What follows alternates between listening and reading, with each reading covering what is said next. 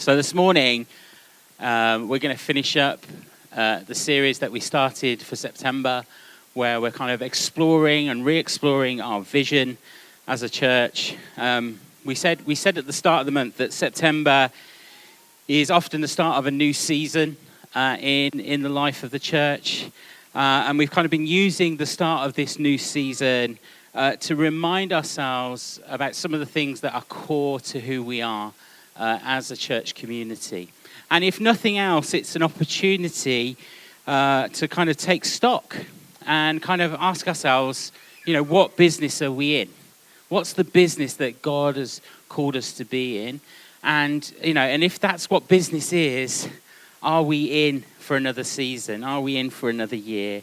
And so that's really the kind of aim and objective of what we've been doing. And so over the last number of weeks, we have been unpacking our kind of vision statement as a church and taking different elements of that and speaking about it in different ways. I promise next time we're back in here, we will start teaching from the Bible again, okay? But this has just been a helpful series to kind of just remind us of who we are and what we're doing. And so our vision statement is this: we're aiming to build a worshiping community in Milton Keynes that is practicing the way of Jesus together for the renewal of the city.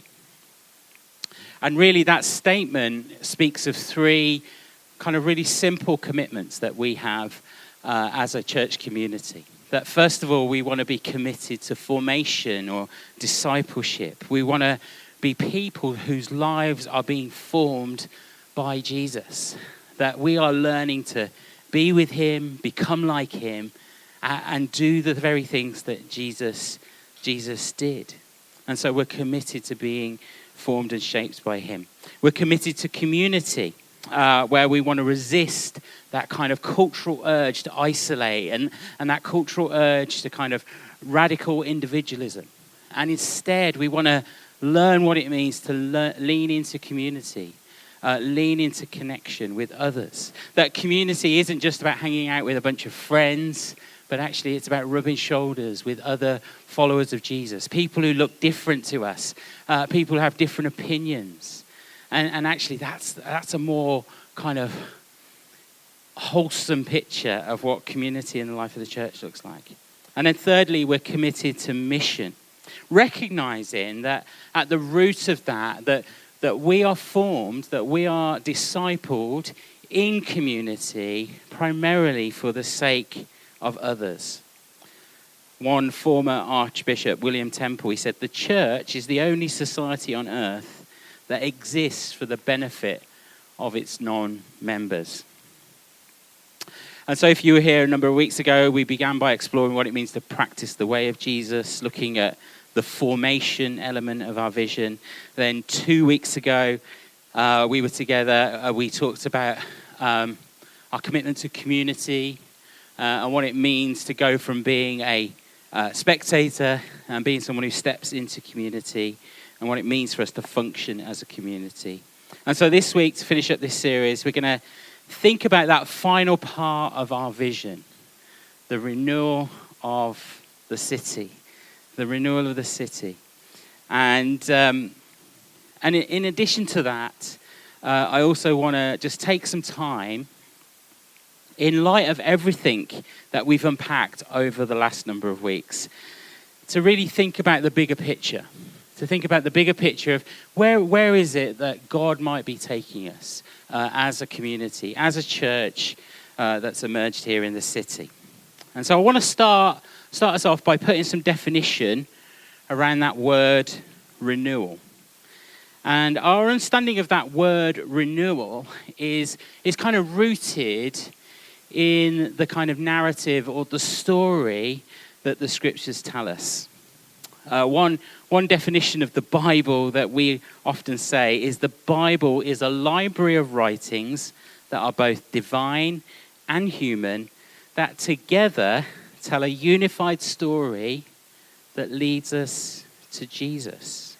And so it's that unified story that helps shape our understanding of what we mean when we say renewal. Now, for the longest time, Christians have often focused their attention on a kind of reductionistic or truncated version of the story the scriptures tell. And the two plot points in the biblical narrative that we often focus on is that man is a sinner and Jesus has come to deal with sin. They're the two parts of the story that we often give our attention to. Now, whilst those parts of the story are true and they are in the story that the scriptures tell, the reality is the story of the Bible doesn't start with "you're a sinner." It doesn't start there. Genesis chapter 1, verses 1 to 5, it says this: "In the beginning, God created the heavens and the earth. Now the earth was formless and empty. Darkness was over the surface of the deep, and the Spirit of God hovered over the water. And God said, 'Let there be light.' And there was light. And God saw that the light was good. And he separated the light from the darkness. God called the light day, and the darkness he called night. And there was evening, and there was morning, the first day." You see, the story that the scripture tells doesn't start with sin and sinful man, but it actually starts with a God who creates. A God who not only speaks the universe into being, he literally breathes the universe into being, but he also goes on to create humankind, us, create mankind in his image. A little further in Genesis 1, verse 26 and 27, "Then God said, 'Let us make mankind in our image, in our likeness, so that they may rule over the fish of the sea and the birds of the sky, over the livestock and all the wild animals, and over all the creatures that move along the ground.' So God created mankind in his own image. In the image of God, he created them. Male and female, he created them." And so the story that we find ourselves in, the story that the scriptures tell, doesn't start in the place that we often start in. It starts with creation. Now, it doesn't take long in the story for something to go wrong. Actually, it only takes 3 chapters of Genesis. And not only do we see that God gave Adam and Eve authority to rule over everything that he created, but he also gives them this caveat. He says, you can have as much freedom as you like. You can look after everything that I have made, but the one thing you can't do is you can't eat from the tree at the center of the garden. And those of us who are familiar with the story will know that Adam and Eve disobeyed God. They disobeyed his command. They allowed themselves to be deceived by the serpent. They ate of the fruit. And like all good stories, conflict and pain entered the story as mankind rebels against God. Now, an important aside. If we think sin is only about rules and regulations being broken, then we miss the true tragedy of this story. You see, the story of sin isn't just about regulations, but it's about relationship. Sin is a problem, not simply because rules get broken, but because relationships get broken. Because our relationship to God, our Maker, is broken. But as many of us know, the story doesn't end in that place. God, in his desire to restore that broken relationship, begins this process of reversing what has happened. And he starts by choosing one man, a man by the name of Abraham. And he says to Abraham, he says, "I'm going to bless you. And your descendants are going to outnumber the stars in the sky. And you're going to become a great nation, a nation of people who I'm going to bless." And although Abraham's wife was unable to have children, she eventually gives birth to a son, Isaac. And Isaac grows older, and he ends up with two sons, Esau and Jacob. And Jacob, after wrestling with God, is renamed Israel. And he has 12 sons, each of whom represent what will become the 12 tribes of Israel. And so through God's chosen man, Abraham, comes a chosen family that gives birth to a chosen nation, a blessed nation. Now the problem is that mandate, that calling that God placed upon those people was never lived out. They constantly rebelled. They constantly went against God. And really the narrative of the rest of the Old Testament is a story of how God interacts with a rebellious people. But until we get to the fullness of time, and God himself puts on human flesh and he steps in to the story. He steps into the story.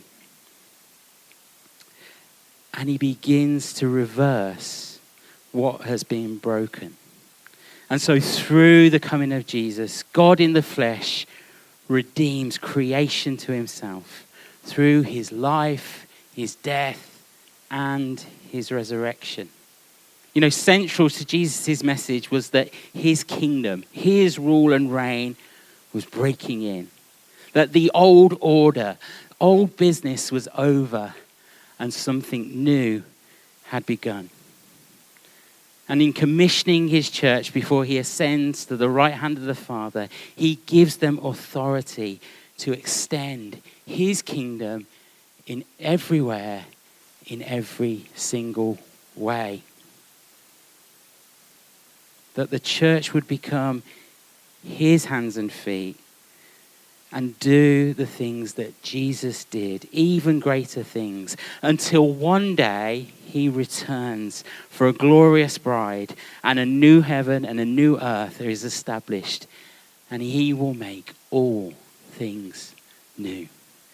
Amen.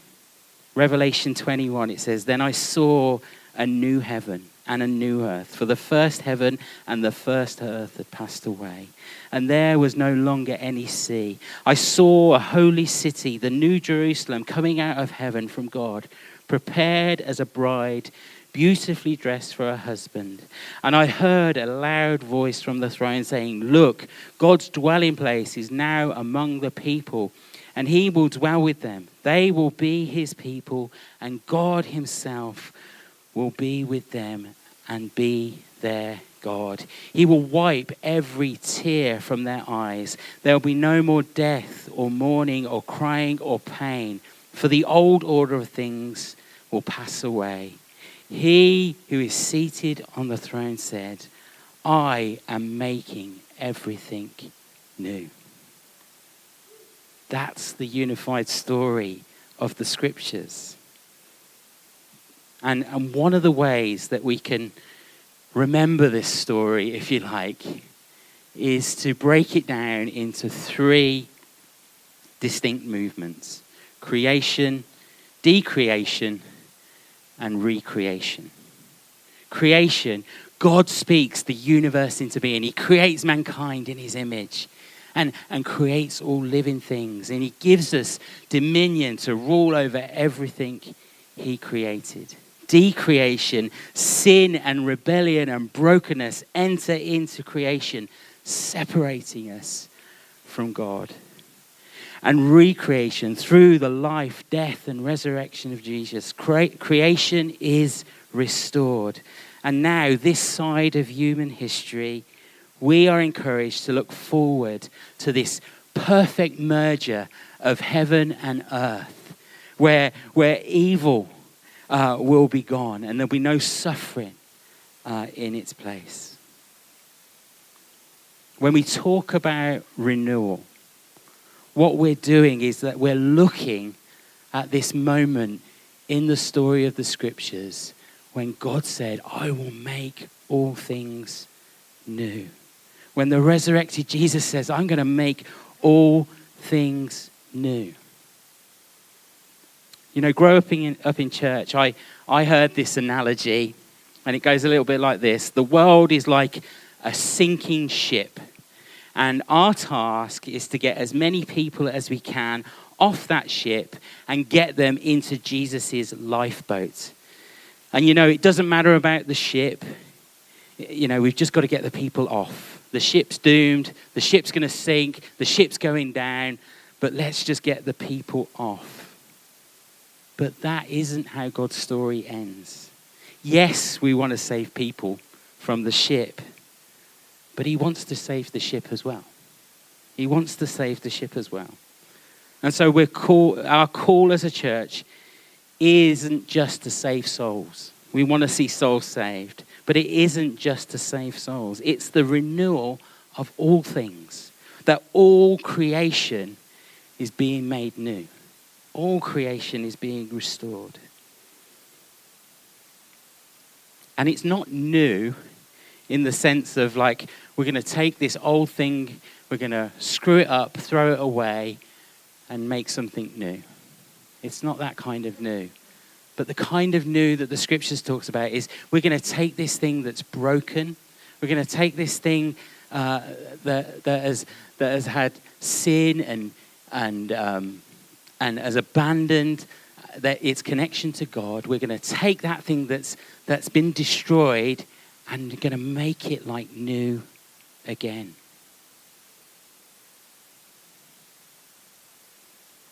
Now, as we all know, all things being made new is not currently our lived experience.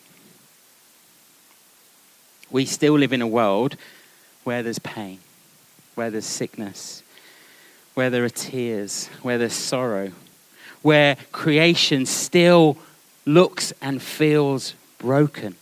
And right now, we live in this tension, don't we?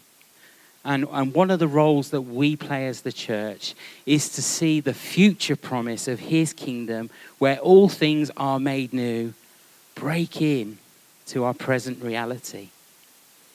And so whenever the poor are fed or clothed, the future reality of all things being made new is breaking in to our present reality. Whenever we pray for the sick and they get healed, the promise of all things being made new is breaking in to our present reality. Wherever justice is done for those who cannot speak or are marginalized, whenever we seek justice and compassion for people, the future hope, the future promise is breaking in to our present.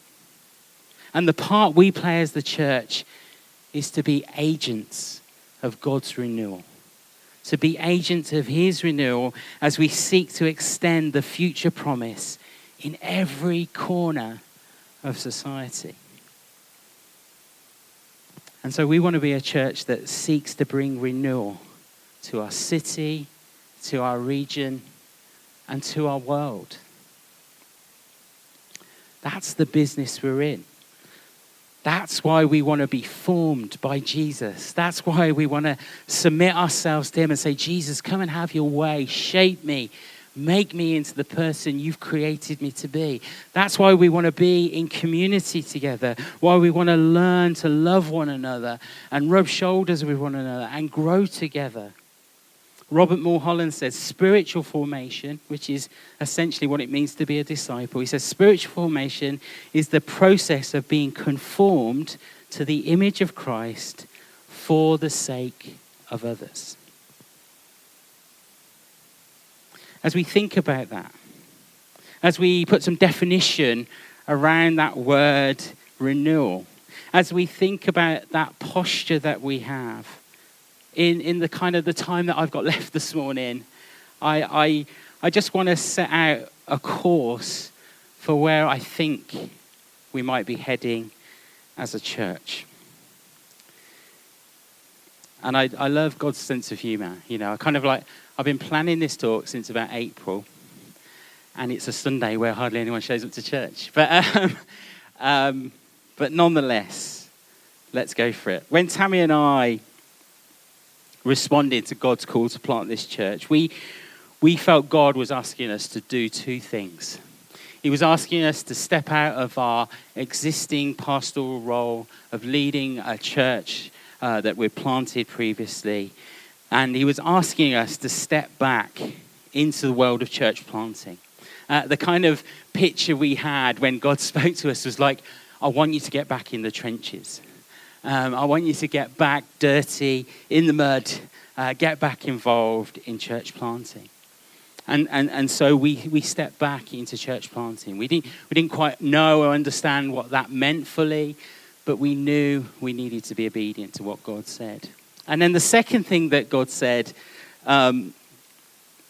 was plant a church that's committed to multiplication, committed to extending our reach, that we be committed to see renewal take place right across our city and region.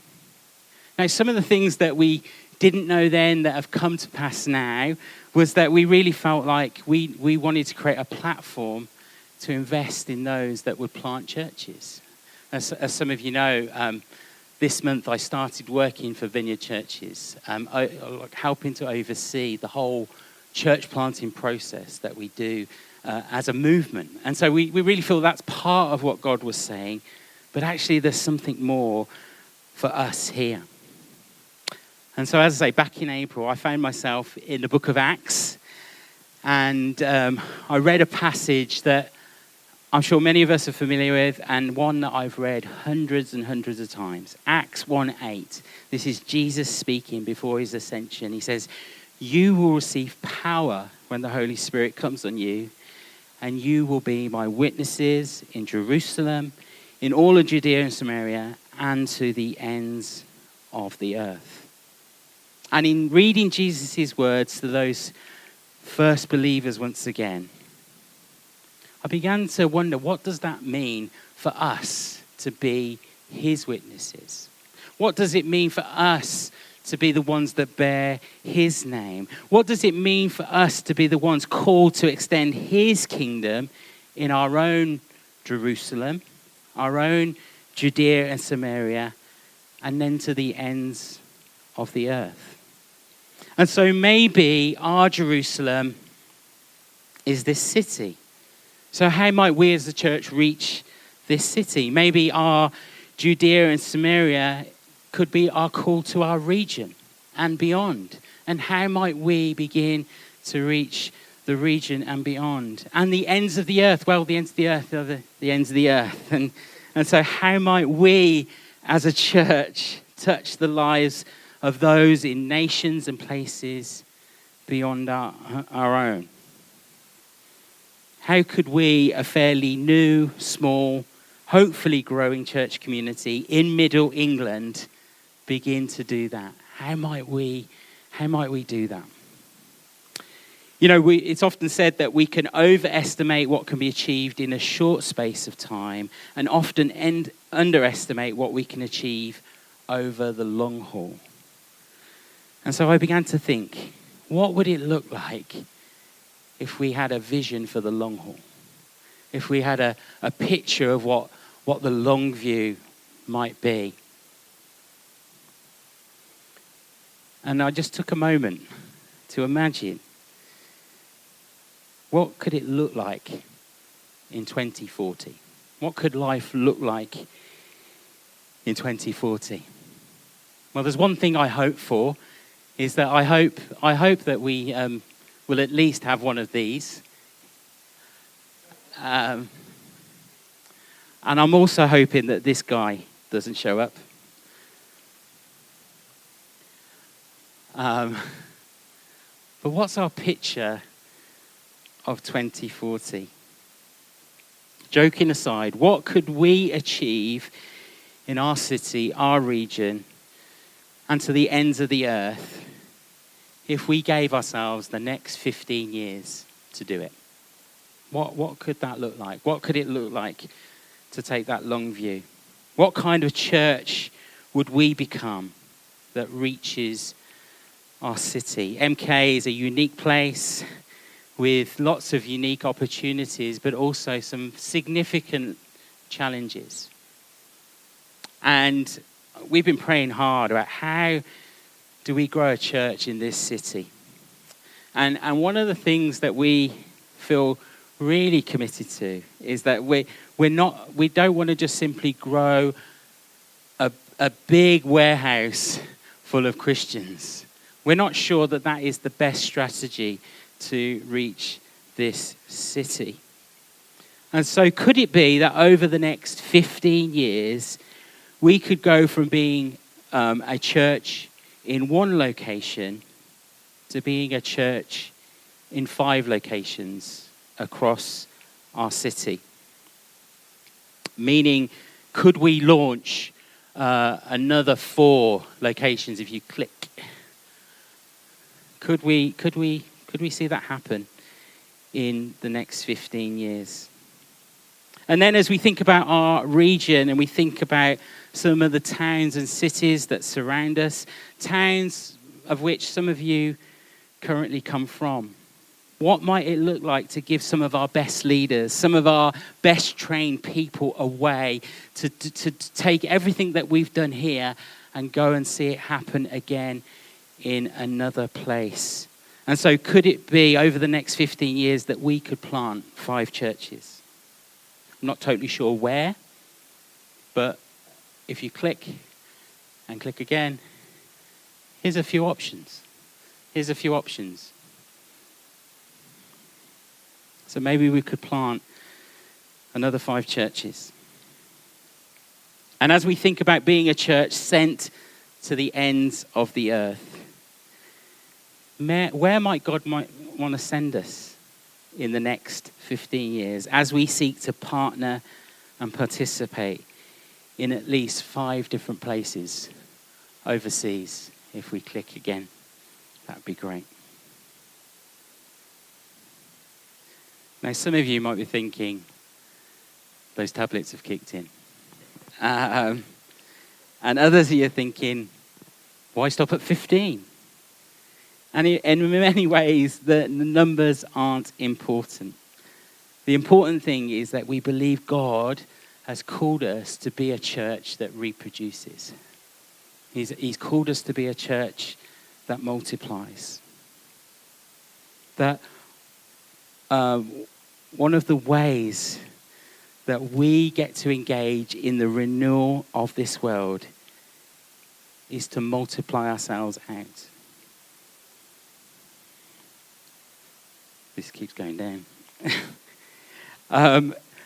The only way any of this could happen, the only way we can begin to launch sites across the city, plant churches, and reach out across the ocean into other nations, is if someone is willing to say yes. And you see, I believe even now, in a room this size, some of us may be called to be some of the people who make some of this happen. Maybe some of us have something in our hearts where we just think, I would love what we do here in the south of the city to happen in my part of the city as well. I'd love to be part of something that did that. Some of you are thinking, you know what? Maybe one day God might call me to pack up my house and move my kids, maybe get a new job, and plant a church like this one in another community.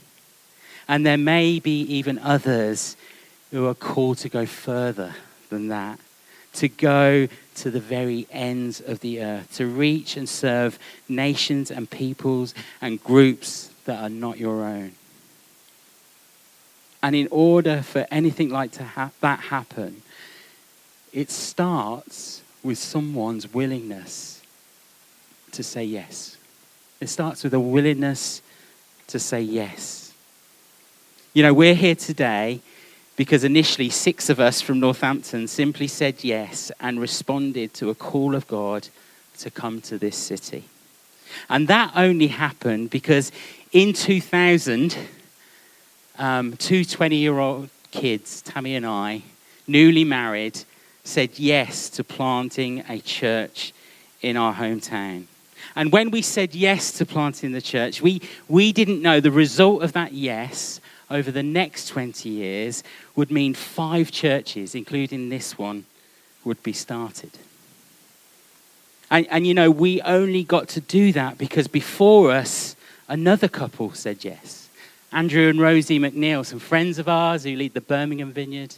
They're going to be with us in a few weeks' time. But they said yes to planting a church. And they only got to say yes because another couple, John and Ellie Mumford, said yes. And after moving to Southern California for 18 months, they came back to the UK and they started the very first Vineyard Church in this country.